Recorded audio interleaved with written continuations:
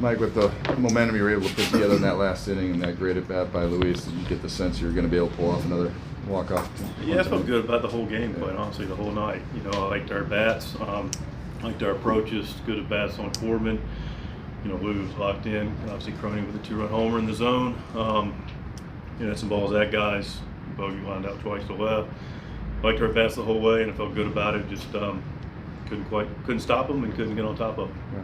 But was that a better version of Patrick Corbin that you saw tonight than maybe you've seen in previous seasons? Well, I saw him in 2019 in the NLCS, and he was pretty good then. Yeah, but yeah, I thought he threw the ball very well.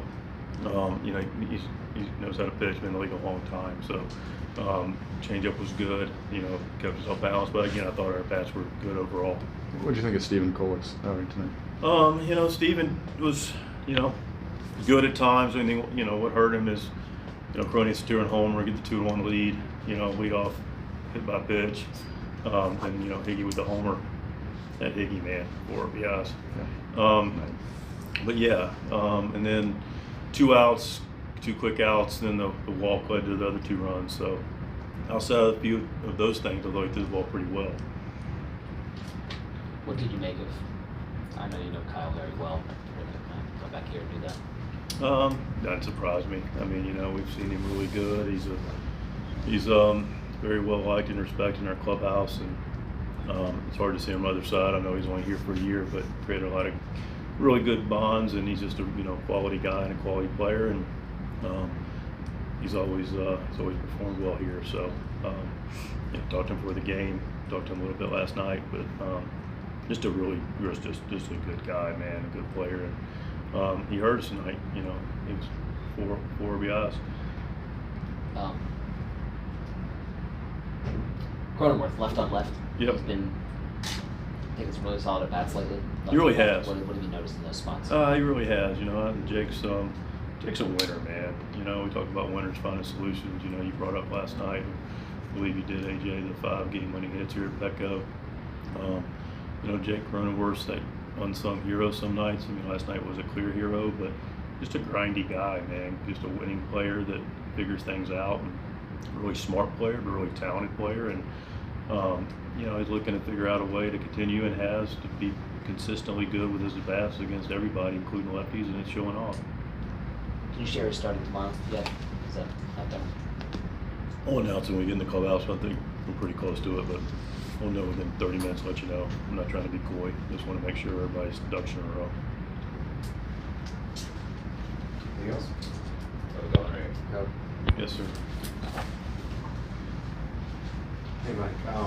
Fernando is now batting .211 over the last 7 weeks.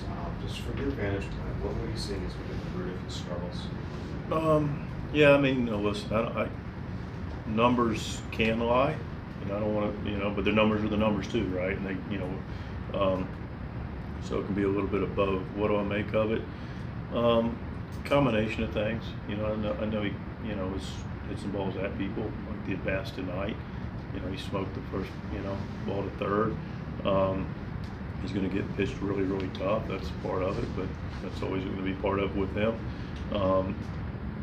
It's just a matter of, him, the game.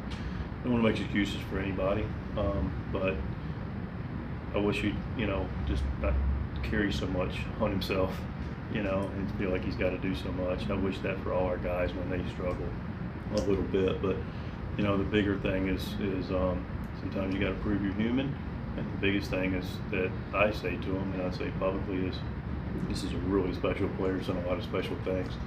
So let's don't forget who we are and who we are.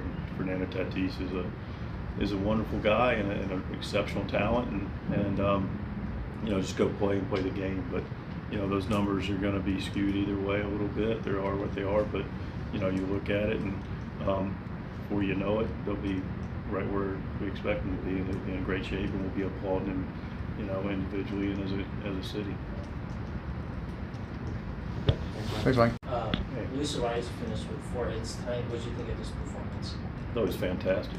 I know Smith makes a leap and play. Some really hops there. He could easily had 5 hits. So, I've said it similar to Toddy, right? I get asked about Louis, what's going on with Louis, and I've said it, and I'll be way more surprised if Louis doesn't win another batting title than I will if he does do it. These are talented guys, and they're going to get to where they need to get to, and Louis on his path.